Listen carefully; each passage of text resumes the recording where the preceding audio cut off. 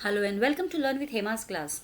My dear students, आज मैं आपको कराने वाली हूँ स्टैंडर्ड 10th का हिंदी सब्जेक्ट और उसके दूसरी इकाई का 10th चैप्टर बूढ़ी काकी, जो कि एक पूरक पठन है और इसे लिखा है प्रेमचंद ने। प्रेमचंद अपने ज़माने के बहुत ही मशहूर लेखक रह चुके हैं और ये बूढ़ी काकी जो है बहुत ही एक इमोशनल स्टोरी है। अगर स्टार्ट टू एंड तक आप इस स्टोरी को अच्छे से सुनोगे, समझोगे, पढ़ोगे तो आपको डेफिनेटली कहीं ना कहीं मन में एक आपके भी कसक उठेगी कि ये ऐसा क्यों हुआ है उनके साथ में। तो बूढ़ी काकी चैप्टर का नाम है और यहाँ पे जो काकी है वो मेन कैरेक्टर है, एक इम्पॉर्टेंट कैरेक्टर है इस चैप्टर में और बाकी सब कैरेक्टर्स उनके इर्द गिर्द है। तो चलिए शुरू करते हैं। हाँ, लेकिन आगे बढ़ने से पहले हमेशा से मेरी जो रिक्वेस्ट रहती है वो तो मैं करना भूल ही गई, तो चलिए कर लेती हूँ। आगे बढ़ने से पहले एक छोटी सी रिक्वेस्ट कि यदि आप मेरे चैनल के सब्सक्राइबर नहीं हैं तो ज़रूर से सब्सक्राइब कीजिए मेरे चैनल को, that is learn with Hema को, और साथ ही साथ अपने फ्रेंड्स के साथ भी मेरे वीडियोस को शेयर कीजिए। वीडियोस आपको अच्छे लगते हैं तो लाइक बटन हिट करना ना भूलें और अपने प्यारे प्यारे कमेंट्स कमेंट बॉक्स में लिखकर मुझे ज़रूर से बताएं। तो शुरू करते हैं। बुढ़ापा बहुधा बचपन का पुनरागमन हुआ करता है। पहली ही लाइन बहुत ही फैक्ट है कि बुढ़ापा जो है अधिकतर बचपन का दूसरा रूप है, क्योंकि जब इंसान बूढ़ा हो जाता है तो उसकी हरकतें बिल्कुल बच्चों जैसी हो जाती है। तो बिल्कुल सही कहा है, बुढ़ापा बहुधा, बहुधा यानी अधिकतर, बचपन का पुनरागमन मतलब बचपन जो दोबारा आ जाता है वही होता है बुढ़ापा। बूढ़ी काकी में जिह्वा स्वाद के सिवा और कोई चेष्टा शेष न थी और न अपने कष्टों की ओर आकर्षित करने के लिए रोने के अतिरिक्त कोई दूसरा सहारा था। अभी जो बूढ़ी काकी थी, मतलब बूढ़ी काकी वर्ड से ही पता चलता है कि वो ओल्ड एज में है, एकदम ओल्ड है। तो उनके पास दो चीजें थी। सबसे पहली चीज जिह्वा, जिह्वा यानी टंग, टेस्ट करने के लिए उनको खाने का स्वाद बड़ा था।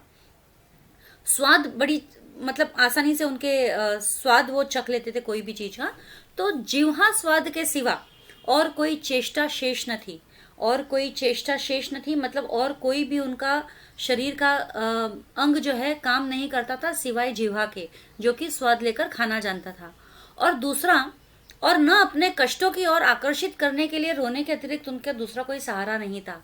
दूसरा ये था कि अगर उन्हें कोई तकलीफ हो रही है और उस तकलीफ को वो चाहते हैं कि दूसरों को पता चले तो वो रोककर दूसरों को अपनी ओर आकर्षित करती है। तो ये दो चीज क्या क्या बची थी बूढ़ी काकी के पास?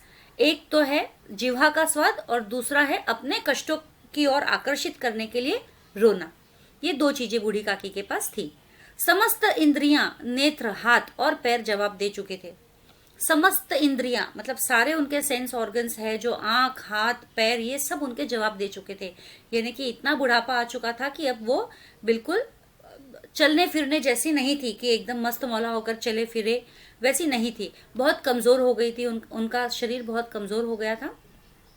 पृथ्वी पर पड़ी रहती और घर वाले कोई बात उनकी इच्छा के प्रतिकूल करते, भोजन का समय टल जाता या उसका परिमाण पूर्ण न होता अथवा बाजार से कोई वस्तु आती और न मिलती तो ये रोने लगती थी।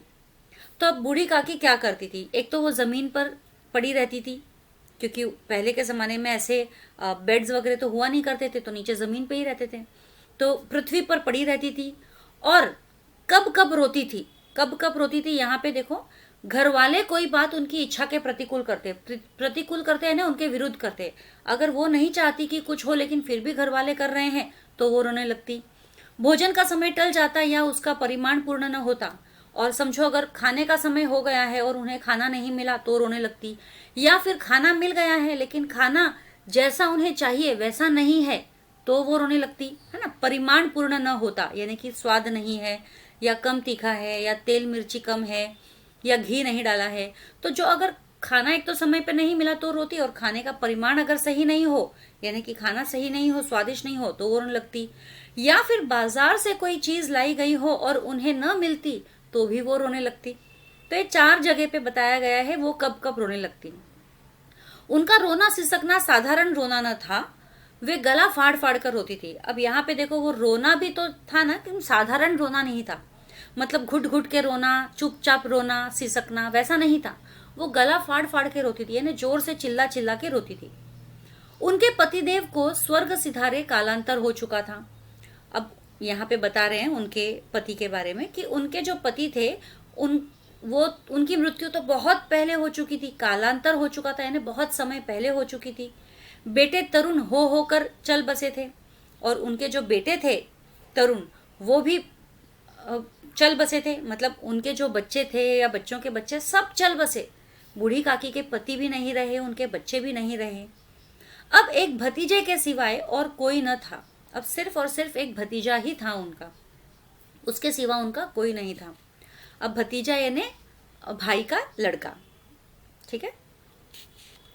उसी भतीजे के नाम उन्होंने अपनी सारी संपत्ति लिख दी थी, और उन्होंने अपने भतीजे के नाम पर सारी की सारी अपनी जितनी भी जायदाद काकी के नाम पर थी, वो सारी की सारी प्रॉपर्टी उन्होंने अपने भतीजे के नाम लिख दी थी। लिखाते समय भतीजे ने खूब लंबे चौड़े वादे किए, किंतु वे सब वादे केवल कुली डिपो के दलालों के दिखाए हुए सब्ज़बाग थे। अब जब भतीजे को जब ये वसीयत मिल रही थी, तो लेते वक्त तो उन्होंने बहुत सारे वादे किए बूढ़ी काकी से, लंबे चौड़े वादे किए कि मैं आपके लिए ऐसा करूंगा, मैं वैसा करूंगा। लेकिन जब संपत्ति उनके नाम हो गई, तो उनके वादे भी उस सब्ज़बाग की तरह हो गए, जो केवल बाहर से अच्छे दिखते हैं, बाकी अंदर से कुछ नहीं होते, है ना। सब्ज़बाग, सब्ज़बाग यानी बड़े बड़े झूठे वादे। सब्ज़बाग का मतलब ही होता है बड़े बड़े झूठे वादे। और यहाँ पर कूली डिपो के दलालों के दिखाए हुए सब्ज़बाग थे, यानी कि क्या होता है कि डिपो में आप जब जाते हो तो आपको बताया जाता है कि हम आपको ऐसी सर्विस देंगे, वैसी सर्विस देंगे, तो आप चले जाते हो अंदर ये सोच के कि आपको अच्छी सर्विस मिलेगी। लेकिन जब आपको अंदर जाते हो तो पता चलता है कि बैठने के लिए प्रॉपर जगह भी नहीं है, सर्विस बड़ी बड़ी सर्विस है तो दूर की बात है। यद्यपि उस संपत्ति की वार्षिक आय 150-200 रुपए से कम न थी, तथापि बूढ़ी काकी को पेट भर भोजन भी कठिनाई से मिलता था।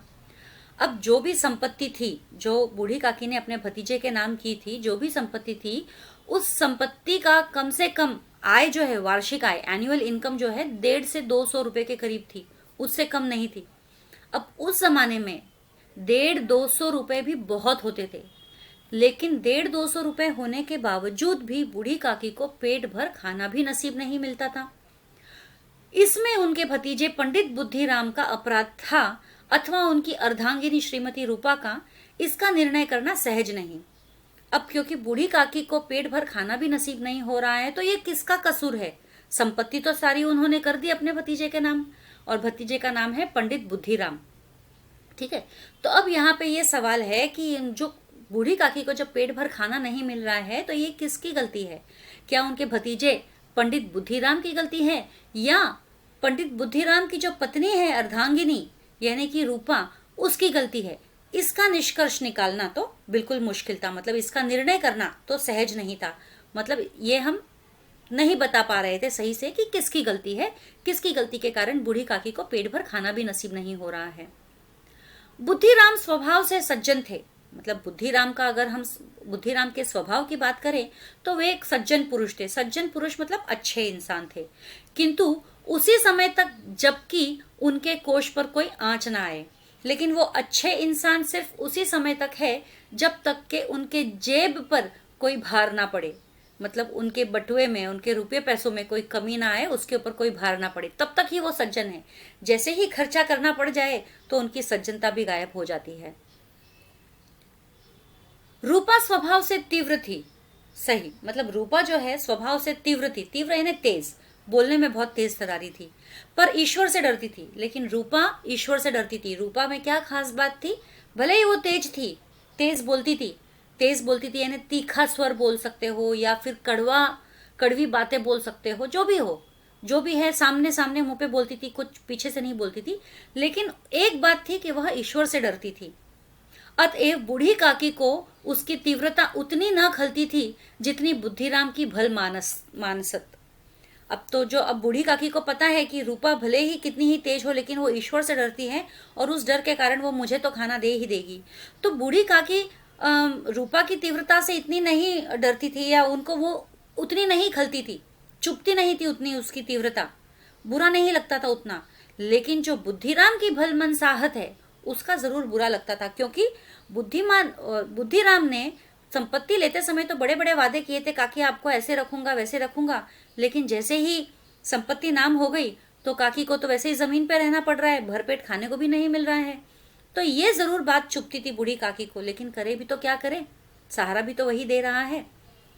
बुद्धिराम को कभी कभी अपने अत्याचार का खेद होता था। अब बुद्धिराम भी भली भांति जानता है कि किस तरह से वो बूढ़ी काकी पर अत्याचार कर रहा है, जुल्म कर रहा है, उन्हें भरपेट खाना नहीं दे पा रहा है। तो इस बात का उसे खेद होता था। विचारते कि इसी संपत्ति के कारण मैं इस समय भला मानुष बना बैठा हूं। और वे ये भी सोचते थे कि भाई बूढ़ी काकी के संपत्ति के कारण ही तो आज मैं इतना भला मानुष बना बैठा हूं, मैं इतने अच्छे से जी रहा हूं। लड़कों को बुढ़ों के स्वाभाविक विद्वेष होता ही है, और फिर जब माता पिता का यह रंग देखते तो वे बूढ़ी काकी को और सताया करते। अब जो इनके बच्चे थे, लड़कों को बुढ़ों से स्वाभाविक विद्वेष होता ही है। बच्चों को यूजुअली ओल्ड पीपल ज्यादा पसंद नहीं आते हैं। बहुत कम बच्चे ऐसे होते हैं जिनको उनके बूढ़े मतलब घर में जो बूढ़े लोग होते हैं वो उनका ध्यान रखते हैं। तो लड़कों को तो बूढ़ों से स्वाभाविक विद्वेष होता है। विद्वेष होता है यानी कि उन्हें चुभता है उनका रहना, या जलन होती है उनसे। और फिर जब माता पिता का यह रंग देखते हो तो वे बूढ़ी काकी को और सताया करते थे। और जब लड़के लोग ये देखते थे कि उनके माता पिता भी तो उनके साथ भलमानसाहत के साथ पेश नहीं आ रहे हैं, मतलब उनके माता पिता भी तो उनके साथ बुरा व्यवहार कर रहे हैं, तो वो लड़के भी क्यों पीछे हटे। बिल्कुल सही बात है, जैसे हम अपने बड़ों को करते हुए देखते हैं वैसे ही हम भी काम करते हैं। बुद्धिराम है, बुद्धिराम के बच्चों की बात कर रहे हैं। तो बुद्धिराम को बच्चों ने देखा होगा कि बुद्धिराम किस तरीके से बूढ़ी काकी के साथ व्यवहार करते हैं। रूपा को देखा होगा अपने माता जी को, किस तरह से वो बूढ़ी काकी के साथ व्यवहार करते हैं, तो वो भी वैसा ही बर्ताव करते हैं, है ना। माता पिता का यह रंग देखते तो वे बूढ़ी काकी के और सताया करते, वे भी बूढ़ी काकी को सताया करते। कोई चुटकी काट कर भागता, कोई उन पर पानी की कुल्ली कर देता, काकी चीख मार कर रोती। तो कोई क्या करता लड़का, कोई चिमटी काट लेता और भाग जाता, कोई काकी के ऊपर कुल्ली कर देता। देखो कितने शैतान बच्चे हैं। किसी बूढ़े इंसान के ऊपर आप कुल्ले करो, कुल्ला करना यानी मुंह में पानी लेकर मुंह साफ करके फिर पानी को थूकना, तो वो वैसा थूकना वो बूढ़ी काकी पर कितना गलत है। तो ऐसे करते थे पहले लोग। तो कोई चुटकी काट कर भाग जाता, अभी बूढ़ी काकी तो भाग नहीं सकती थी उनके पीछे, और कोई उन पर पानी की कुल्ली कर देता, तो बूढ़ी काकी बेचारी क्या करती, वो सिर्फ चीख मारकर रोने लगती। हाँ, काकी क्रोधातुर होकर बच्चों को गालियां देने लगती तो रूपा घटनास्थल पर आ पहुंचती। कभी कभी काकी को इतना गुस्सा आ जाता कि वो भी क्या करे ना, तो इतना गुस्सा आ जाता तो वो गालियां देने लगती बच्चों को। तो जैसे ही वो गालियां देने लगती गुस्से में आकर, तो रूपा वहां पर तुरंत घटनास्थल पर आ पहुंचती। बुद्धिराम की पत्नी रूपा वो घटनास्थल पर आ पहुंचती। इस भय से काकी अपनी जिह्वा कृपाण का कदाचित ही प्रयोग करती थी। और क्योंकि रूपा आ जाती थी इसके लिए, क्योंकि गालियां अगर देगी तो रूपा आ जाएगी, तो रूपा के डर से बूढ़ी काकी जो है अपने जिह्वा पर जो है थोड़ा सा लगाम रखती थी, मतलब वो ज्यादा गाली गलौज नहीं करती थी। संपूर्ण परिवार में यदि काकी से किसी को अनुराग था तो वह बुद्धिराम की छोटी लड़की लाडली थी।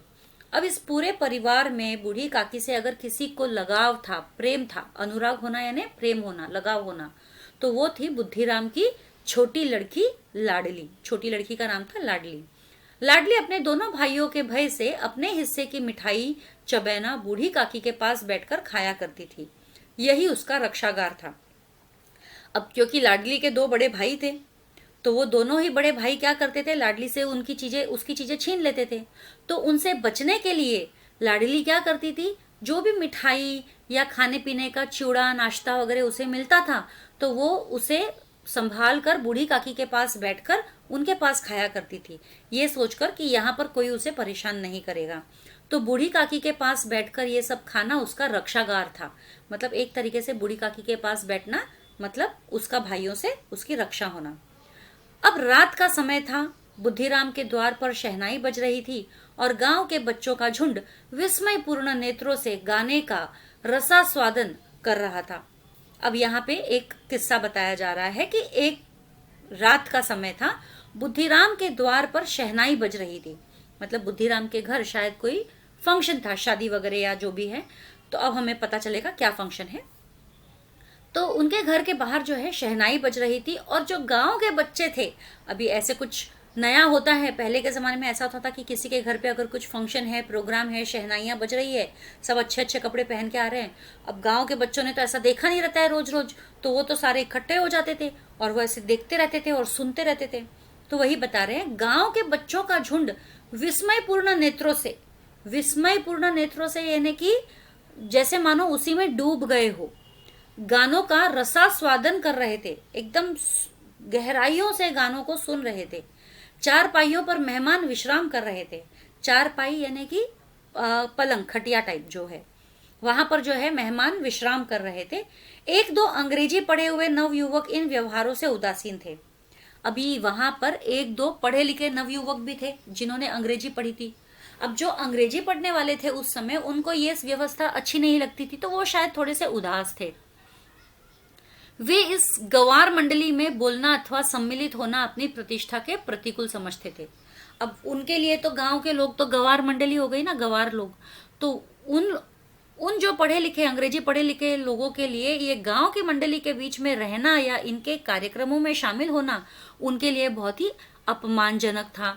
मतलब उनकी प्रतिष्ठा के प्रतिकूल था, मतलब उनके ईगो को हर्ट होने वाली थी। लेकिन क्या करें, आज बुद्धिराम के बड़े लड़के मुखराम का तिलक आया था। तो आज क्या था, शहनाइयां क्यों बज रही थी? बुद्धिराम के बड़े लड़के मुखराम का तिलक आया था। अब तिलक क्या होता है, जब शादी फिक्स होती है तो लड़की वाले जो भी लड़के वाले को देना चाहते हैं तो वो इस समय देते हैं। तो ये एक फंक्शन हो गया तिलक, उसमें टीका लगाया जाता है दूल्हे को, और उसको जो भी ससुराल वाले देना चाहते हैं, लड़की वाले जो भी देना चाहते हैं वो उन्हें देते हैं, और पूरे परिवार को भी रुपए पैसे या कपड़े लत्ते या गहने गांठे जो भी वो देना चाहते हैं अपने खुशी से, वो इस दौरान देते हैं। तो एक तरह से दहेज का लेन देन ही समझो आप। तो बुद्धिराम के बड़े लड़के मुखराम का तिलक आया था, यह उसी का उत्सव था। तो आज जो उत्सव था इस तिलक के वजह से था, ये तिलक हो रहा था, इसके लिए ये उत्सव था। घर के भीतर स्त्रियां गा रही थी और रूपा मेहमानों के लिए भोजन के प्रबंध में व्यस्त थी। अब क्योंकि ये उत्सव सा है तो घर में स्त्रियां जो है गा रही थी, वो जो गीत वगैरह गाते हैं शादियों के वो गा रही थी, और रूपा जो थी वो मेहमानों के लिए भोजन के प्रबंध में व्यस्त थी। अब इतने सारे मेहमान आए हैं तो भोजन तो लगेगा ही। भट्टियों पर कड़ाह चढ़ रहे थे। भट्टी मतलब चूल्हा जो बोलते हैं हम, गैस बर्नर बड़े बड़े होते थे क्योंकि कढ़ाइयाँ भी बड़ी बड़ी होती थी। तो भट्टियों पर कड़ाह यानी कढ़ाई, भट्टियों पर कड़ाह चढ़ रहे थे। एक में पूड़ियाँ कचौड़ियाँ निकल रही थी, दूसरे में अन्य पकवान बन रहे थे। तो फिर क्या क्या बन रहे थे? तो एक में पूड़ियाँ कचौड़ियाँ निकल रही थी, मतलब फ्राई हो रहा था पूड़ी या कचौरी, ओके, और दूसरे में अन्य पकवान बन रहे थे, अलग अलग भोजन बन रहे थे। एक बड़े हंडे में मसालेदार तरकारी पक रही थी, और एक बड़ा हंडा जो था, हंडा है ना पॉट, उसके अंदर मसालेदार तरकारी है ना सब्जी, एकदम मस्त मसालेदार सब्जी बन रही थी। घी और मसाले की क्षुधावर्धक सुगंध चारों ओर फैली हुई थी। और क्योंकि जब पकवान बनते हैं तो घी और मसालों की खुशबू जो है वो चारों ओर फैली हुई थी। अब ये खुशबू जो है आपके भूख को बढ़ा देने वाली है। तो कौन सी है? क्षुधावर्धक यानी भूख बढ़ाने वाली सुगंध चारों ओर फैल रही थी। खुशबू से ही भूख लग जाए इंसान को। बूढ़ी काकी अपनी कोठरी में शोकमय विचार की भांति बैठी हुई थी। यह स्वाद मिश्रित सुगंध उन्हें बेचैन कर रही थी। अब बूढ़ी काकी कहाँ बैठी थी? अपनी कोठरी में, मतलब उनके लिए जो कमरा उनको दिया गया था वो वहां पर बैठी थी। शोकमय विचार की भांति यानी चुपचाप, उनके पास तो कोई नहीं था, ना उनको बाहर बुलाया गया गीतों में वगैरह या सम्मिलित होने कार्यक्रम में। तो वो बेचारी शोकमय विचारों की भांति वहां पर चुपचाप बैठी हुई थी, और वहां तक भी उसको खुशबू जो है पहुंच रही थी। यह स्वाद मिश्रित सुगंध उन्हें बेचैन कर रही थी, और इतनी अच्छी बढ़िया खुशबू आ रही थी कि वो बेचैन हो रही थी कि कब उन्हें वो खुशबूदार चीजें खाने को मिलेगी। क्योंकि ऊपर हमने पढ़ा था सबसे पहले लाइन में कि एक ही चेष्टा उनकी बची है, वो है जिह्वा की चेष्टा। तो आह कैसी सुगंध है, अब मुझे कौन पूछता है, जब रोटियों के ही लाले पड़े हैं तब ऐसे भाग्य कहाँ है कि भरपूर पूड़ियाँ मिले। तो वो बेचारी कराह रही है, आहें भर रही है कि अब मुझे कौन पूछेगा, मेरे तो नॉर्मल खाने के भी लाले पड़ रहे हैं, तो ये तो पूड़ियाँ मुझे कौन ही पूछेगा, नॉर्मल खाना भी नहीं देते तो ये पूड़ी पकवान मुझे कौन देगा। यह विचार कर उन्हें रोना आया। ये सोच सोच के वो रोने लग गई। दूसरा काम वो क्या कर सकती थी? रो सकती थी, लेकिन कलेजे में हुक सी उठने लगी। परंतु रूपा के भय से उन्होंने फिर मौन धारण कर लिया। मतलब उन्हें रोना आया, उनका दिल बहुत दुखी हुआ, बहुत बेचैन हुआ, कलेजे में हुक सी उठने लगी। ये एक मुहावरा भी है, कलेजे में हुक सा उठना, यानी कि बहुत मन दुखी होना, मन बहुत दुखी होना। तो बहुत मन दुखी हुआ, उनका रोना आया। लेकिन जैसे ही उनको रूपा का ख्याल आया, उनकी बहू का, भतीजे की बहू का, पत्नी का ख्याल आया रूपा का, कि अगर रोने लगी तो वो आके खड़ी हो जाएगी और वो और कल जली कटी बातें सुनाएगी, तो वो चुपचाप से मौन धारण करके बैठ गई। फूल हम घर में भी सूंघ सकते हैं, परंतु वाटिका में कुछ और बात होती है। इस प्रकार निर्णय करके बूढ़ी काकी हाथों के बल सरकती हुई बड़ी कठिनाई में चौखट से उतरी और धीरे धीरे रेंगती हुई कड़ाह के पास आ बैठी। अब बूढ़ी काकी जो है ये सोचने लग गई कि फूल हम घर पर भी सूंघ सकते हैं, परंतु वाटिका में कुछ और बात होती है। यहाँ पर अर्थात कि खाना तो जब वो मुझे यहाँ लाके देंगे तभी मैं खा सकती हूँ, लेकिन इस वक्त जब वहां जहाँ पकवान बन रहे हैं, अगर मैंने वहां जाकर खाया तो उस खाने का तो बात ही कुछ और होगा। इस प्रकार निर्णय करके बूढ़ी काकी हाथों के बल सरकती हुई बड़ी कठिनाई में चौखट से उतरी और धीरे धीरे रेंगती हुई कड़ाह के पास आ पहुंची। तो वो उन्होंने निर्णय लिया कि मैं भी वहीं पर जाऊंगी जहां पर कड़ाह चढ़े हुए हैं और वहां बैठकर खाऊंगी। तो उन्होंने अपने हाथों के बल से सरक सरक कर, क्योंकि उठना चलना तो आता नहीं है, तो हाथों के बल से वो सरक सरक कर वो चौखट मतलब कमरा पार किया, कमरे की दहलीज पार की बाहर, और रेंगते रेंगते मतलब सरकते सरकते, बैठे बैठे ही रेंगते रेंगते सरकते सरकते वो वहां आ पहुंची जहां पर कढ़ाइयां रखी हुई है बड़ी बड़ी। रूपा उस समय कार्यभार से उद्विग्न हो रही थी। अब रूपा जो है उस समय, क्योंकि इतना लोड था रूपा के सर पे काम का, घर में इतने मेहमान है, तिलक आया है बेटे का, तो वो थोड़ी सी गुस्से में आई हुई थी, थोड़ा सा मतलब गुस्सा सर उसके चढ़ा हुआ था। कभी इस कोठे में जाती, कभी उस कोठे में, कभी कड़ाह के पास आती, कभी भंडार के पास जाती। तो अब रूपा जो है थोड़े से उसका बहुत माथा गर्म हो चुका था उस वक्त। तो कभी इस कोठे में जाती, कोठा है ना रूम, कभी उस कोठे में जाती, दूसरे रूम में, क्योंकि मेहमान चारों तरफ बैठे हुए हैं। कभी कड़ाह के पास जाती, कभी वो देखती खाने में पक रहा है कैसे पक रहा है, कभी भंडार के पास जाती जहां पर अनाज वगैरह रखे हुए हैं कि कहीं कोई चीज की कमी तो नहीं है। किसी ने बाहर से आकर कहा महाराज ठंडाई मांग रहे हैं, तो कोई बाहर से आवाज दे रहा है कि महाराज जो है ठंडाई मांग रहे हैं। ठंडाई देने लगी, आदमी ने आकर पूछा अभी भोजन तैयार होने में कितना विलंब है। तो जब वो ठंडाई देने लगी महाराज को, तो एक दूसरा आदमी आके पूछा कि अभी भोजन बनने में कितना और देर लगेगा, जरा ढोल मंजीरा उतार दो। बेचारी अकेली स्त्री दौड़ते दौड़ते व्याकुल हो रही थी। तो जरा ढोल मंजीरा उतार दो, यानी कि जो ढोल वाले हैं वो थोड़े से शांत हो जाएंगे। ठीक है, अभी भोजन को तैयार होने में कितना विलंब है, जरा ढोल मंजीरा हम उतार देते हैं। अब बेचारी अकेली रूपा जो है कहाँ कहाँ दौड़े, बेचारी वो व्याकुल हो रही थी, बेचैन हो रही थी, झुंझलाती थी, गुस्सा आ रहा था, कुड़ती थी, बड़बड़ा रही थी मन में, परंतु क्रोध प्रकट करने का भी अवसर न पाती थी। लेकिन वो गुस्सा भी कैसे वो किस पर करे, है ना, गुस्सा निकालने के लिए भी उसे टाइम नहीं है। गुस्सा तो हो रही है लेकिन टाइम नहीं है गुस्सा उतारने के लिए।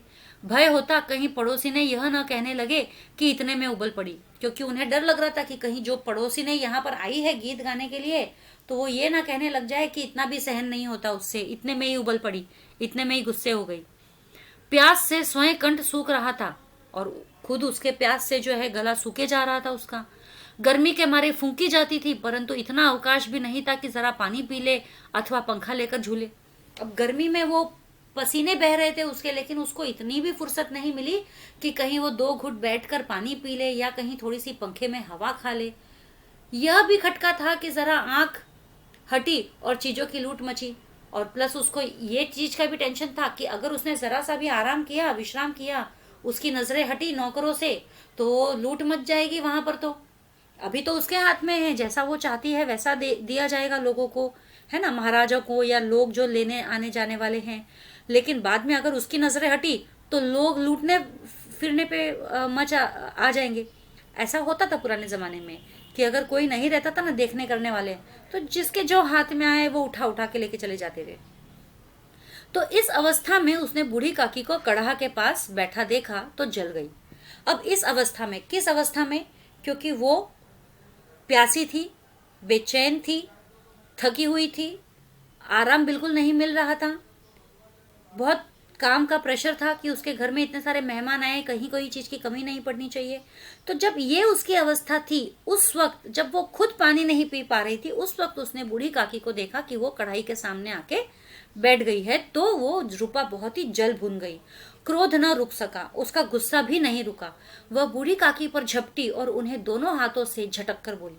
बूढ़ी काकी पर झपटी यानी कि उन्होंने दोनों हाथों से बूढ़ी काकी को खींचा पीछे की तरफ और कहा, ऐसे पेट में आग लगे, पेट है या भाड़? मतलब कैसा पेट है तुम्हारा, इतना भी तुमसे सहन नहीं हुआ? थोड़ी देर आ गई यहाँ पे कढ़ाई के पास में, आग लगे तुम्हारे पेट को। मतलब ये जली कुटी बातें जो है ना, वो ये कह रही है। पेट है या भाड़ है? भाड़ मतलब वो होती है कि जहां पर आप जितना भी डालते जाओ वो सब कुछ ले लेगा, उसका पेट कभी भरेगा ही नहीं। कोठरी में बैठते हुए क्या दम घुटता था? तो वहां अपनी कोठी में बैठी थी तो क्या तुम्हारा दम घुट रहा था? तुम मर रही थी? अभी मेहमानों ने नहीं खाया, भगवान को भोग नहीं लगा, तब तक धैर्य ना हो सका? मतलब आ गई खाने के लिए, अभी तो मेहमानों को भी खाना नहीं दिया, भगवान के भी भोग नहीं लगा, पहले ही आ गई खाना खाने के लिए। आकर छाती पर सवार हो गई, आकर छाती पर सवार हो गई यानी कि अब पहले तुम्हें दें हम। इतना ठूसती है, न जाने कहाँ भस्म हो जाता है। मतलब बूढ़ी काकी से कह रही है रूपा, देखो इतना ठूसती है, इतना खाती है, पता नहीं कहाँ चला जाता है, भूख लगी की लगी रहती है, कभी भी पेट भरा नहीं होता है तुम्हारा। भला चाहती हो तो जाकर कोठरी में बैठो, जब घर के लोग खाने लगेंगे तब तुम्हें भी मिलेगा। तो बूढ़ी काकी को बोलने लगी, अगर तुम्हें अपना भला चाहिए ना तो तुम चुपचाप जाके अपनी कोठरी में बैठ जाओ, जब सभी लोग को खाना मिलेगा तब तुमको भी खाना मिल जाएगा। तुम कोई देवी नहीं हो, चाहे किसी के मुंह में पानी न जाए, परंतु तुम्हारी पूजा पहले हो जाए। मतलब तुम कोई देवी देवता तो हो नहीं कि चाहे कोई प्यासा मर जाए लेकिन तुम्हें सबसे पहले भोग मिले, खाने के लिए मिले। तो चुपचाप अपनी कोठरी में जाके बैठो, तुम्हें खाना मिल जाएगा। तो देखो ये जो सारी बातें जो रूपा ने कही है, ये सुनकर ही मेरे रोंगटे खड़े हो जाते हैं कि किस तरीके से बुरा बर्ताव किया गया है बूढ़ी काकी के साथ प्रेमचंद की इस कहानी में। बूढ़ी काकी अपनी कोठरी में जाकर पश्चाताप कर रही थी कि मैं कहां से कहां पहुंच गई। अब बूढ़ी काकी बेचारी वापस चली गई अपनी कोठरी में और पश्चाताप करने लगी, दुख मनाने लगी कि भाई मैं कहाँ थी और कहाँ आ गई। उन्हें रूपा पर क्रोध नहीं आया, बिल्कुल रूपा पर उनको क्रोध नहीं आया, अपनी जल्दबाजी पर दुख था, बल्कि उन्हें इस बात का दुख था कि उन्होंने क्यों घाई करी बाहर जाने की। सच ही तो है, जब तक मेहमान लोग भोजन न कर चुकेंगे घर वाले कैसे खाएंगे। वो सोच रहे थे कि सच ही तो कह रही थी रूपा कि जब तक मेहमान ही नहीं खाएंगे पहले तो घर वाले कैसे खाएंगे। बिल्कुल ये रीत थी उस वक्त की, जब अगर हम किसी को घर पे हमारे खाने पे बुलाते हैं तो हम पहले उन्हें खाना खिलाते हैं, फिर स्वयं खाते हैं। उनके आने से पहले या उनको खिलाने से पहले हम नहीं खा लेते। तो बूढ़ी काकी भी वही सोच रही थी, मुझसे इतनी देर भी न रहा गया, सबके सामने पानी उतर गया, मतलब सबके सामने मेरी बेइज्जती हो गई। पानी उतर जाना भी एक मुहावरा है कि मेरी बेइज्जती हो गई। क्या मैं इतना भी सहन नहीं कर पाई भूख को? बेइज्जती करवा ली मैंने अपनी। अब जब तक कोई बुलाने ना आएगा नहीं जाऊंगी। तो बूढ़ी काकी ने मन में सोच लिया कि अब जब तक कोई बुलाने नहीं आएगा मैं नहीं जाऊंगी। मन ही मन इसी प्रकार का विचार कर वह बुलाने की प्रतीक्षा करने लगी। बस तो मन ही मन इसी प्रकार का वो विचार कर रही थी बूढ़ी काकी कि जब तक कोई बुलाने नहीं आएगा तब तक मैं नहीं जाऊंगी, और वो किसी के बुलाने का इंतजार करने लगी। क्योंकि बूढ़ी काकी ने तो सोच लिया कि अब जब कोई आएगा तभी मैं जाऊंगी खाना खाने, और वो इंतजार करने लगी कि अब कोई आए बुलाने, अब कोई आया बुलाने। उन्हें एक एक पल एक एक युग के समान मालूम होता था। अब क्योंकि उन्हें भूख लगी थी, एक एक पल उन्हें एक एक युग के समान लग रहा था। मतलब एक एक सेकंड उनको एक एक घंटे के समान लग रहा था, जैसे मानो कि कितना धीरे बीत रहा है ये समय।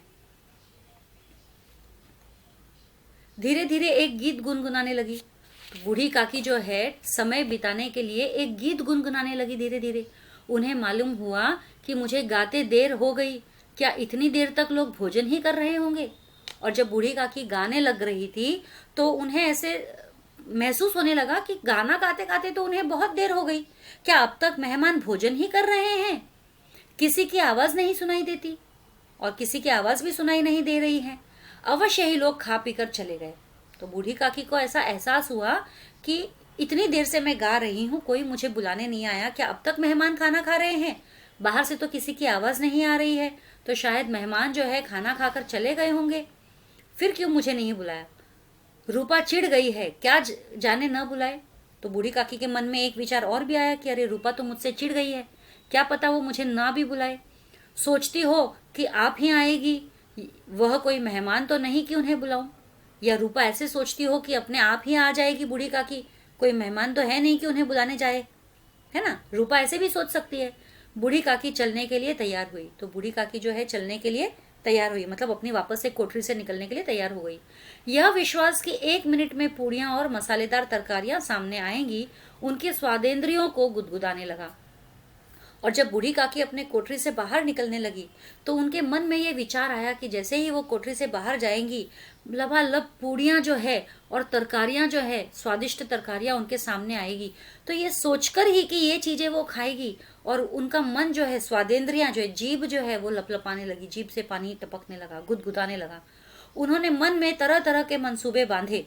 पहले तरकारी से पूड़ियाँ खाऊंगी, फिर दही और शक्कर से, कचौड़ियाँ रायते के साथ मज़ेदार मालूम होंगी। चाहे कोई बुरा माने चाहे भला, मैं तो मांग मांग कर खाऊंगी। लोग यही ना कहेंगे कि इन्हें विचार नहीं, कहाँ करे। इतने दिन के बाद पूड़ियाँ मिल रही है तो मुंह जूठा करके थोड़े ही उठ जाऊंगी। अब बेचारी बूढ़ी काकी क्या सोच रही है। एक तो मुंह में पानी आ गया पूड़ियाँ और तरकारी के बारे में सोचते ही, और फिर वो क्या सोचने लगी कि मैं पहले तो तरकारी से पूड़ियाँ खाऊंगी। मतलब क्या सोचने लगी, क्या क्या खाएंगी बूढ़ी काकी। पहले तो वो तरकारी से पूड़ियाँ खाएगी, सब्जी से पूड़ियाँ खाएगी, फिर दही और शक्कर से, तो फिर पूड़ियाँ वो दही और शक्कर से भी खाएगी। तो पहले सब्जी के साथ खाएगी, फिर दही और शक्कर से खाएगी। कचौड़ियाँ जो है रायते के साथ मज़ेदार मालूम होती है। अब बूढ़ी काकी को ये भी पता है कि कचौड़ियाँ जो है रायते के साथ अगर खाई जाए तो बहुत ही स्वादिष्ट लगती है। लोग यही ना कहेंगे कि इन्हें विचार नहीं। तो वो अब बूढ़ी काकी सोचती है, जब मुझे खाते देखेंगे लोग तो कहीं ऐसा ना कहे कि देखो कैसे खा रही है। भले सोचने दे, बूढ़ी काकी ऐसे मान रही है कि कहा करे, भले कहने लगे लोग मुझे देखकर। इतने दिन के बाद पूड़ियाँ मिल रही है तो मुंह जूठा करके थोड़ी ना उठ जाऊंगी, मतलब थोड़ा सा स्वाद लेकर थोड़ी ना उठ जाऊंगी। मैं तो बहुत सारा खाऊंगी, भर पेट खाऊंगी। मेहमान मंडली अभी बैठी हुई थी। कोई खाकर उंगलियां चाटता था, कोई तिरछे नेत्रों से देखता था, और लोग अभी खा रहे हैं या नहीं। कोई इस चिंता में था कि पत्तल पर पूड़ियाँ छूटी जाती है, किसी तरह इन्हें भीतर रख लेता। कोई दही खाकर जीभ चटकारता था, परंतु दूसरा दोना मांगते संकोच करता था कि इतने में बूढ़ी काकी रेंगती हुई उनके बीच में जा पहुंची। अब देखो यहाँ पे मेहमान मंडली की हम बात करते हैं कि जब जो उस ज़माने की जब हम बात कर रहे हैं, प्रेमचंद जिस ज़माने में इन्होंने जिस बैकग्राउंड सेटिंग में ये स्टोरी लिखी है, वहाँ की हम बात करते हैं कि जब लोग खाने पर आते थे तो वो कैसे खाते थे। मेहमान मंडली अभी बैठी हुई थी, मतलब मेहमान जो है बैठे हुए थे। कोई खाकर उंगलियां चाटता था, तो कोई खाकर उंगलियां चाट रहा है, मतलब स्वाद ले रहा है एंड तक। कोई तिरछे नेत्रों से देखता था कि और लोग अभी खा रहे हैं या नहीं। तो कोई जस्ट बाजू में ऐसा देखता था कि अरे कहीं मैं अकेला तो नहीं हूँ खाने वाला, कोई और भी तो है ना मेरे साथ खाने वाले, नहीं तो पता चला मैं अकेला रह गया और बाकी सब खाकर उठ गए। तो तिरछे नेत्रों से देखता था कि कहीं कोई और तो है कि नहीं मेरे आजू बाजू में खाने वाले। कोई इस चिंता में था कि पत्तल पर पूड़ियाँ छूटी जाती है, किस तरह इन्हें भीतर रख लेता। अब कोई इस चिंता में था कि पत्तल पर पूड़ियाँ जो है छूटी जाती है, पत्तल पर पूड़ियाँ रखते जा रहे हैं, तो अगर कोई यहाँ वहाँ देखे तो इन पूड़ियों को मैं अंदर रख लूँ मतलब अपने जेब में डालकर। पहले के ज़माने में होता था, लोग जो है जब खाना खाने जाते थे किन्हीं के घर पे तो बहुत सारा खाते भी थे और कुछ कुछ अपने थैले में, जेब में वगैरह भी भर लेते थे। ऐसा होता है। किसी तरह इन्हें भीतर रख लेता। कोई दही खाकर जीभ चटकारता था, तो कोई दही खाकर एकदम जीभ के चटकारे लेता था, परंतु दूसरा दोना मांगते संकोच करता था। तो कोई कोई लोग संकोच भी करते हैं, शर्म आती है मांगने में, तो जो उनको दिया हुआ है उसी को चाट चाट के खाते थे। कि इतने में बूढ़ी काकी रेंगती हुई उनके बीच में पहुंची। इतने में बूढ़ी काकी आ गई उनके बीच में। कोई आदमी चौंक कर उठ खड़े हुए, पुकारने लगे, अरे यह बुढ़िया कौन है, यह कहाँ से आई, देखो किसी को छू न दे। तो जब ये मेहमान खा ही रहे थे तब ये बूढ़ी काकी आ गई यहाँ पे। तो कुछ लोग जो है बूढ़ी काकी को देखकर चौंक गए और कहने लगे, अरे अरे अरे ये बुढ़िया कौन है यहाँ पर, ये कहाँ से आ गई है, देखो किसी को छू न दे। पंडित बुद्धिराम काकी को देखते ही क्रोध से तिलमिला गए। तो जब मेहमान ऐसे बोलने लगे ना कि अरे बुढ़िया कहाँ से आ गई, किसी को छू न ले, देखो, तो बुद्धिराम ने जब देखा बूढ़ी काकी को तो वो एकदम गुस्से में तिलमिला गए, लाल हो गए गुस्से में। पूड़ियों का थाल लिए खड़े थे, थाल को जमीन पर पटक दिया और जिस प्रकार निर्दयी महाजन अपने किसी बेईमान और भगोड़े कर्जदार को देखते ही झपटकर उसका टेटुआ पकड़ लेता है, उसी तरह लपक उन्हें अंधेरी कोठरी में धम से पटक दिया। आशा रूपी वाटिका लू के एक झोंके में नष्ट विनष्ट हो गई। तो ये पंडित बुद्धिराम ने क्या किया, जैसे ही उन्होंने काकी को देखा बाहर मेहमानों के बीच और मेहमान खड़े हो गए तो गुस्से से लाल पीले हो गए। उनके हाथों में पूड़ियों का थाल था, जो पूड़ियां परोस रहे थे, तो वो तो उन्होंने जमीन पर पटक दिया। और जिस तरीके से, मतलब किस तरीके से बूढ़ी काकी को वो उठा के वापस कोठियार में रख कर आए, वो बता रहे, एग्जाम्पल दिया है यहाँ पे कि जिस प्रकार कोई निर्दयी महाजन, महाजन यानी मनी लेंडर, ओके, जो पैसा देता है ब्याज पे किसी को, और किसी से उसको अगर पैसा लेना है, जिसको दे रहा है उससे लेना है, और अगर वो रास्ते में कहीं मिल गया तो वो किस तरीके से उसका टेटुआ दबा देता है। टेटुआ दबाना यानी कि गर्दन पकड़ लेना, उसका कॉलर पकड़ लेना, या एकदम उसको जकड़ के पकड़ लेना। तो कर्जदार जो है भगौड़े होते हैं, मतलब जो देता है उनसे पैसे लेकर भाग जाते हैं, पैसा रिटर्न करने का नाम नहीं लेते। और ऐसे समय पे अगर किसी महाजन के सामने वो कर्जदार दिख गया तो महाजन कैसे उनको जकड़ लेता है, पकड़ लेता है ना। बिल्कुल उसी तरीके से यहाँ पर बुद्धिराम ने जो है बूढ़ी काकी को लपक लिया और उन्हें खींच कर वो ले गया अंधेरी कोठरी में, वापस से धम से पटक दिया। और जो आशा रूपी वाटिका बूढ़ी काकी के मन में जगी थी कि खाएगी, तो वो एक ही झोंके में जो है पूरी की पूरी नष्ट विनष्ट हो गई।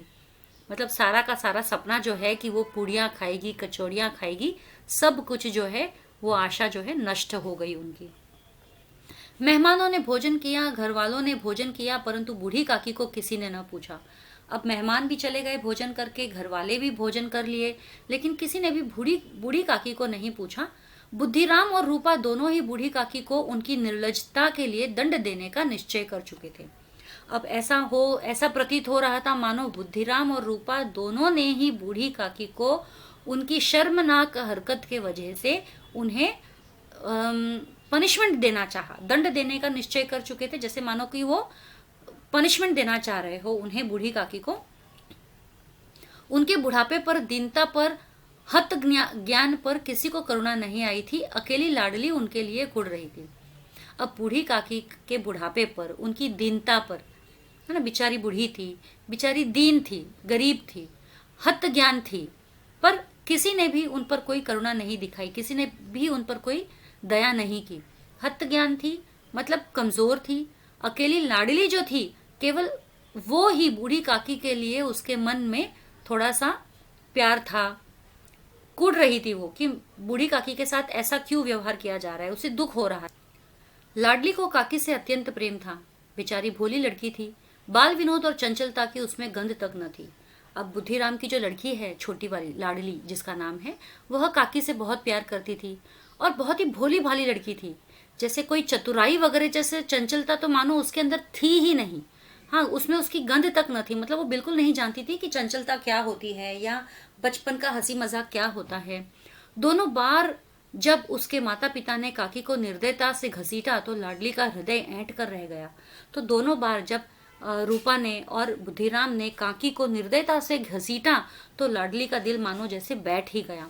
वह झुंझला रही थी, वह उसे भी बहुत गुस्सा आ रहा था कि यह लोग काकी को यूं बहुत सी पूड़ियां नहीं दे देते, मतलब क्यों ये काकी को बहुत सी पूड़ियां नहीं दे देते। उसने अपने हिस्से की पूड़ियां बिल्कुल ना खाई थी, अपनी गुड़ियों की पिटारी में बंद कर रखी थी। तो लाडली ने क्या किया, उसको जो भी पूड़ियां मिली थी उसने खाई नहीं। उसने अपनी गुड़ियों की पिटारी जो है, गुड़ियों के लिए जो गुड्डी गुड़ियों का खेल खेलती है, ऐसे कोई बॉक्स जैसा था, उसके अंदर उसने अपने हिस्से की पूड़ियां बंद कर रखी थी। उन पूड़ियों को काकी के पास ले जाना चाहती थी। उसका हृदय अधीर हो रहा था यानी बेचैन हो रहा था। उसे उन पूड़ियों को काकी के पास ले जाना था, काकी को खिलाना था। बूढ़ी काकी मेरी बात सुनते ही उठ बैठेगी, और ये भी पक्का यकीन था कि जब लाडली की बात सुनेगी बूढ़ी काकी तो उठ बैठेगी। पूड़ियाँ देखकर कैसी प्रसन्न होगी, और बूढ़ी काकी पूड़ियाँ देखकर बहुत खुश हो जाएगी, मुझे खूब प्यार करेगी, मुझे बहुत प्यार करेगी। रात के 11 बज गए थे। रूपा आंगन में पड़ी सो रही थी। लाडली की आंखों में नींद न आती थी। काकी को पूड़ियाँ खिलाने की खुशी उसे सोने न देती थी। उसने पूड़ियों की पिटारी सामने ही रखी थी। जब विश्वास हो गया कि अम्मा सो रही है तो अपनी पिटारी उठाई और बूढ़ी काकी की कोठरी की ओर चली गई। अब 11 बज गए थे रात के। रूपा जो है आंगन में सो रही थी, लेकिन लाडली के आंखों में नींद नहीं रही, क्योंकि लाडली को बूढ़ी काकी को पूड़ियाँ खिलानी थी। उसे यह सोचकर आनंद लेना था कि बूढ़ी काकी पूड़ियाँ देखकर कितनी खुश होगी, और बूढ़ी काकी के सामने वो अपने पिटारा रखना चाहती थी जिसमें उसने पुड़िया रखी थी। और उसे विश्वास जब हुआ कि उसकी माँ जो है, रूपा जो है, वो सो गई है, तो वह उठी, उसने अपना पिटारा उठाया और बूढ़ी काकी के कोठरी की ओर वो चली गई। सहसा कानों में आवाज आई, काकी उठो, मैं पुड़िया लाई हूँ। तो ऐसे ही धीरे से बूढ़ी काकी के कानों में आवाज आई सहसा, अचानक से, कि उठो बूढ़ी काकी, उठो काकी, मैं आपके लिए पुड़िया लाई हूँ। काकी ने लाडली की बोली पहचानी, तो काकी तो पहचान गई, ये तो लाडली है। चटपट उठ बैठी, दोनों हाथों से लाडली को टटोला और उसे गोद में बैठा लिया। चटपट यानी फटाक से उठ बैठी, दोनों हाथों से पहले उसने लाडली को टटोला काकी ने, और फिर उसके बाद में वो और उसे गोद में बैठा लिया, लाडली को अपने गोद में बैठा लिया। लाडली ने पुड़िया निकाल कर दी, तो लाडली ने पुड़िया निकाल कर दी। काकी ने पूछा, क्या तुम्हारी अम्मा ने दी है? तो लाडली ने कहा, नहीं, यह मेरे हिस्से की है। काकी पुड़ियों पर टूट पड़ी। 5 मिनट में पिटारी खाली हो गई। लाडली ने पूछा, काकी पेट भर गया? अब काकी ने तो पहले पूछा लाडली को कि तुम्हारी अम्मा ने दी है क्या? तो लाडली कहती है, नहीं, ये मेरे हिस्से की है। तो काकी ने तो फटाक से पुड़ियाँ खा ली, और 5 ही मिनट में तो पूरी की पूरी पिटारी खाली हो गई। अब लाडली पूछती है काकी को, काकी पेट भरा क्या? तो काकी कहती है, जैसे थोड़ी सी वर्षा ठंडक के स्थान पर और भी गर्मी पैदा कर देती है, उस भांति इन थोड़ी पुड़ियों ने काकी की क्षुधा और इच्छा को और उत्तेजित कर दिया था। बोली, नहीं बेटा, जाकर अम्मा से और मांग लाओ। अब जैसे क्या होता है कि थोड़ी सी जब बारिश आती है तो ठंडक लाने की बजाय वह और गर्मी पैदा कर देती है ना। गर्मी से बचने के लिए ही वो बारिश आती है, लेकिन ठंडक करने के सिवाय थोड़ी सी बारिश जो है और गर्मी करके चली जाती है। बिल्कुल उसी तरीके से थोड़ी सी पूड़ियाँ खाकर काकी के पेट जो भूख जो है खत्म होने की बजाय और बढ़ गई, उनकी इच्छा जो है और बढ़ गई। तो उसने कहा कि जा जा, तू अम्मा से जाकर और मांग ले आ।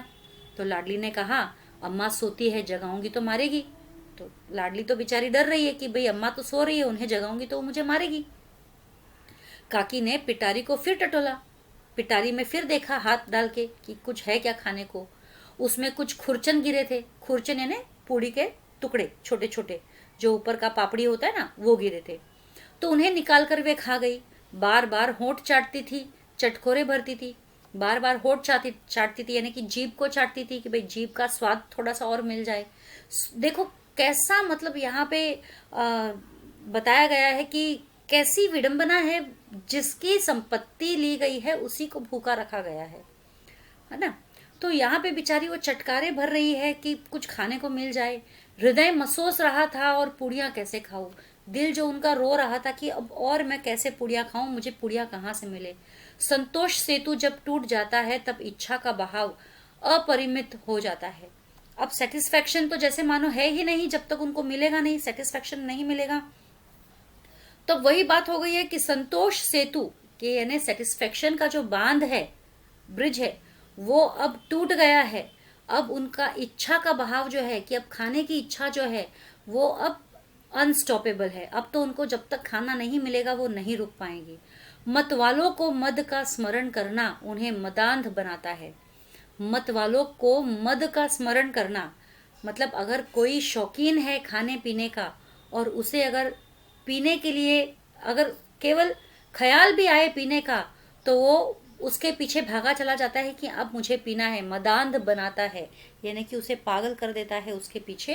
काकी का अधीर मन इच्छा के प्रबल प्रवाह में बह गया। तो काकी का जो मन है वह अधीर हो गया, बेचैन हो गया, और जो इच्छा थी उनकी बड़ी प्रबल थी कि उन्हें वो खाना ही खाना है, और इस प्रवाह में वो बह गया। उचित और अनुचित का विचार जाता रहा। तो अब काकी को कोई विचार नहीं है कि क्या सही है क्या गलत है। अब चाहे कोई उन्हें डांटे रोके कुछ भी कहे, उन्हें तो बस अभी खाना है। इसके लिए वे कुछ देर तक उस इच्छा को रोकती रही। सहसा लाडली से बोली, मेरा हाथ पकड़कर वहां ले चलो जहां मेहमानों ने बैठकर भोजन किया है। अंत में काकी ने क्या कहा लाडली से, कुछ समय तो वो बैठी रही, लेकिन अब उससे बिल्कुल भी बर्दाश्त नहीं हो रही है, उसे तो खाना ही है। तो उसने काकी ने लाडली से क्या कहा कि तुम मेरा हाथ पकड़कर मुझे उस और ले चलो जहां पर मेहमानों ने बैठकर खाना खाया है। सोचो कैसी दयनीय स्थिति है। तो लाडली उनका अभिप्राय समझ न सकी। लाडली को बूढ़ी काकी का मतलब समझ में नहीं आया कि मेहमानों ने जहाँ खाना खाया है वहां जाकर क्या करेंगे। मेहमान तो चले गए, है ना, तो वहां जाकर काकी क्या करेगी। लाडली को तो समझ नहीं आया, लेकिन उसने काकी का हाथ पकड़ा और ले जाकर जूठे पत्तलों के पास बैठा दिया। जूठे पत्तलों के पास बैठा दिया। कैसी विडंबना है। दीन, क्षुधातुर, हतज्ञान बुढ़िया पत्तलों से पूड़ियों के टुकड़े चुन चुन कर भक्षण करने लगी। दीन, बिल्कुल एकदम बोलते हैं ना दयनीय स्थिति। क्षुधातुर, भूखी, एकदम भूख, बढ़ी हुई भूख। हतज्ञान बुढ़िया, मतलब कुछ ज्ञान नहीं चीजों का, जो भी सामने मिल रहा है वो बुढ़िया जो है पत्तलों से पूड़ियों के टुकड़े चुन चुन कर, मतलब अब जो पत्तल है, जूठे पत्तल है, वहां से पूड़ियों के जो भी टुकड़े बचे हुए हैं वो चुन चुन कर खाने लगी, भक्षण करने लगी, अर्थात खाने लगी। ओह, दही कितना स्वादिष्ट था, मतलब दही भी दिखा होगा कहीं पर, कितना स्वादिष्ट था। कचौड़ियाँ कितनी सलोनी थी, सलोनी यानी खस्ती, नरम, खस्ता कितना सुकोमल, मतलब कितनी बढ़िया थी। काकी बुद्धिहीन होते हुए भी इतना जानती थी कि मैं वह काम कर रही हूँ जो मुझे कदापि न करना चाहिए। काकी भले ही उन्हें इतना समझ नहीं था, इतनी समझ नहीं थी, लेकिन फिर भी वो ये बात जानती थी कि जो काम वो कर रही है, जूठे पत्तलों से खाना खा रही है चुप चुप कर, वो उन्हें नहीं करना चाहिए, वो उन्हें शोभा नहीं देता। लेकिन क्या करे, मन वश में नहीं। मैं दूसरी की जुठी पत्तल चाट रही हूँ, परंतु बुढ़ापा तृष्णा रोग का अंतिम समय है, जब संपूर्ण इच्छाएं एक ही केंद्र पर आ जाती है।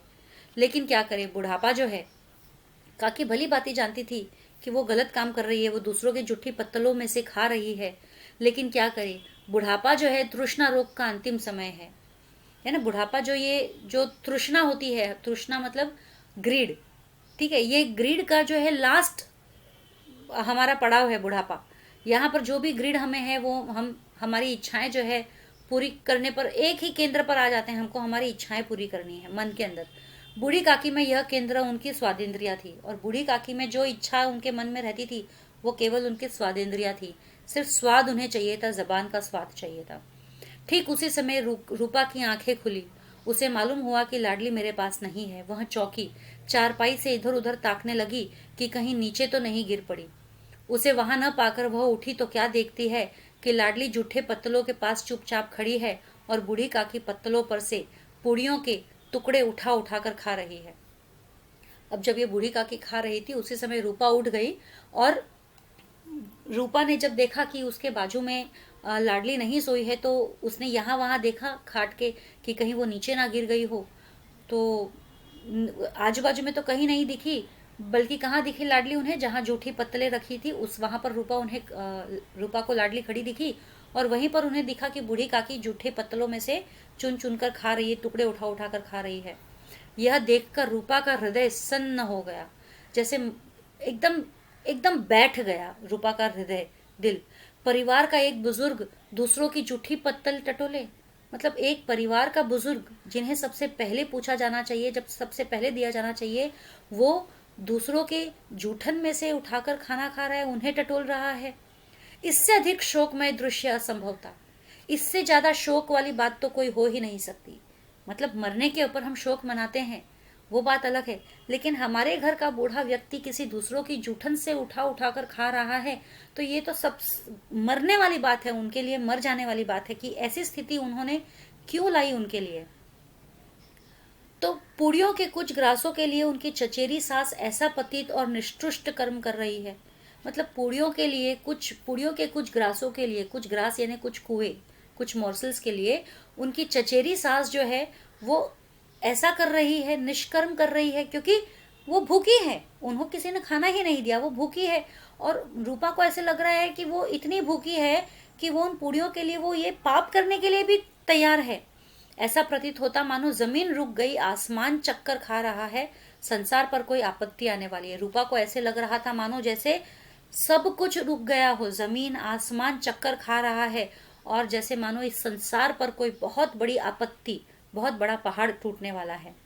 रूपा को क्रोध न आया, शोक के सन्मुख क्रोध कहाँ।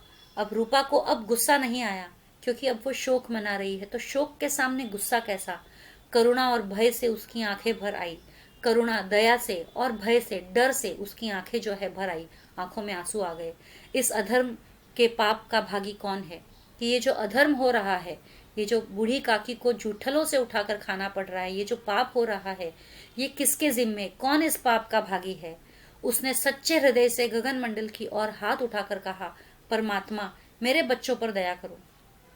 तो सच्चे मन से उन्होंने परमात्मा की ओर, आसमान की ओर हाथ उठाकर कहा भगवान से कि हे भगवान मेरे बच्चों पर दया करो, इस अधर्म का दंड मुझे मत दो, नहीं तो मेरा सत्यानाश हो जाएगा। कि ये जो अधर्म हुआ है इसका दंड आप मुझे मत देना, वरना सत्यानाश हो जाएगा। रूपा को अपनी स्वार्थपरता और अन्याय इस प्रकार प्रत्यक्ष रूप से कभी न दिख पड़े थे। अब जो गलती हुई है रूपा से, वो आज तक कभी रूपा के सामने इस तरीके से कभी नहीं आई। उसकी गलतियां उसे सामने प्रत्यक्ष दिखने लग गया कि उसने क्या गलती की है, क्या अन्याय किया है, कितनी स्वार्थी हो गई है वो। कभी न दीन पड़े थे, ऐसा आज तक प्रत्यक्ष रूप से उसके सामने कभी उसे दिखाई नहीं दिए थे उसके ये काम। वह सोचने लगी, हाय कितनी निर्दयी हूँ। खुद रूपा सोचने लगी कि मैं कितनी निर्दयी हूँ, कितनी क्रूर हूँ। जिसकी संपत्ति से मुझे 200 रुपया वार्षिक आय हो रही है, उसकी यह दुर्गति। मतलब जिसकी संपत्ति की वजह से मुझे आज सालाना 200 रुपये इनकम मिल रही है, अब उसी के साथ ऐसा व्यवहार कर रही हूँ, उसी की यह दुर्गति हो रही है, और वो भी मेरे कारण। हे दयामय भगवान, भगवान से प्रार्थना कर रही है, मुझसे बड़ी भारी चूक हुई है, मुझे क्षमा करो। मुझसे बहुत ही भारी चूक हो गई है भगवान, मुझे क्षमा करो, मुझे माफ करो, बहुत बड़ी गलती हो गई है। आज मेरे बेटे का तिलक था, सैकड़ों मनुष्यों ने भोजन किया। आज मेरे बेटे का तिलक था, रूपा के बेटे का तिलक था, और सैकड़ों मनुष्यों ने, कितने सारे लोगों ने भोजन किया, और मैं उनके इशारों की दासी बनी रही। और जितने भी लोग भोजन पे आए थे उनके इशारों की दासी बनी रही। उनको ये चाहिए, वो चाहिए, ये सब मैं लाके दे रही थी। अपने नाम के लिए सैकड़ों रुपए व्यय कर दिया। मतलब केवल नाम कमाने के लिए सैकड़ों रुपए मैंने ऐसे ही बर्बाद कर दिए इन लोगों पे। लेकिन जिसकी बदौलत हजारों रुपए खाए, उसे एक उत्सव में भी भरपेट भोजन न दे सकी। लेकिन जिसके बदौलत ये सारे रुपए मुझे मिले हैं, आज मैं उसे भरपेट भोजन तक न दे सकी, केवल इसी कारण कि वह वृद्धा असहाय है। और सिर्फ इसलिए मैं उसे भरपेट भोजन नहीं दे सकी क्योंकि वह बूढ़ी है, असहाय है, वो मेरा क्या बिगाड़ लेगी। रूपा ने दिया जलाया, अपने भंडार का द्वार खोला और एक थाली में संपूर्ण सामग्रियां सजाकर बूढ़ी काकी की ओर चली। तो रूपा ने सबसे पहले भगवान से माफी मांगते हुए पहले दिया जलाया, फिर वह भंडार की ओर गई जहां पर सारा खाना पकवान वगैरह रखा हुआ था, और थाली में सारी चीजें उसने रखी, संपूर्ण सामग्रियां जो जो बनी है सब चीज उसने रखी, और वो सजाकर बूढ़ी काकी की ओर चल दी। रूपा के कंठावरुद्ध स्वर में कहा, रूपा ने कंठावरुद्ध स्वर में यानी कि रुआसी आने वाले स्वर में कहा, रोने जैसी आवाज में कहा, काकी उठो, भोजन कर लो, मुझसे आज बड़ी भूल हुई, उसका बुरा न मानना। तो वो कहने लगी कि काकी उठो, भोजन कर लो। रूपा कहने लगी काकी से कि उठो, भोजन कर लो, आज मुझसे बहुत बड़ी भूल हो चुकी है, मुझे प्लीज उसके लिए क्षमा कर देना, उसका बुरा मत मानना, परमात्मा से प्रार्थना कर दो कि वह मेरा अपराध क्षमा कर दे। तो बूढ़ी काकी से भी कह रही है कि आप परमात्मा से प्रार्थना करो कि मैंने जो अपराध किया है आज, उसके लिए मुझे क्षमा कर दे। भोले भाले बच्चों की भांति जो मिठाइयां पाकर मार और तिरस्कार सब भूल जाता है, बूढ़ी काकी वैसे ही सब भूलकर बैठी हुई खाना खा रही थी। अब जैसे छोटे से बच्चे कैसे भोले वाले होते हैं, उनको आप मारो पीटो, लेकिन दूसरे ही पल जब आप उनको कुछ मिठाई लाके दोगे तो वो आपकी मार भूल जाएंगे। बिल्कुल उसी प्रकार बूढ़ी काकी जो है, उनके साथ जो बुरा व्यवहार हुआ है आज, उनको वो भूल गई। जैसे ही वो पकवान उनके सामने आए, वो बुरा बर्ताव ही भूल गई। बूढ़ी काकी वैसे ही सब भूल कर बैठी हुई खाना खा रही थी। उनके एक एक रोए से सच्ची सच्चिताएं निकल रही थी। मतलब बूढ़ी काकी के एक एक रोए से, उनके तन मन से, हर हर एक अंग से केवल और केवल सद्दिच्छाएं निकल रही थी। सद्दिच्छाएं यानी कि आशीर्वचन निकल रहे थे, आशीर्वाद निकल रहा था। और रूपा बैठी इस स्वर्गीय दृश्य का आनंद लेने में निमग्न थी। और रूपा जो थी, बूढ़ी काकी को देख रही थी। स्वर्गीय दृश्य यानी कि बहुत ही आनंदमय दृश्य था, जब बूढ़ी काकी जो है चटकोरे ले लेकर खाना खा रही थी, आनंदित हो रही थी, खुश हो रही थी। रूपा ये दृश्य देखकर बहुत ही आनंद में थी और निमग्न थी। निमग्न थी मतलब उस दृश्य में ही मग्न हो चुकी थी। तो यहाँ पे ये कहानी खत्म हुई है। बहुत ही इमोशनल स्टोरी है ये बूढ़ी काकी प्रेमचंद द्वारा। और आशा करती हूँ आपको समझ में आई होगी। और आज के लिए इतना ही, जल्दी मिलेंगे अगली वीडियो में, तब तक के लिए stay safe, stay secure. Thank you.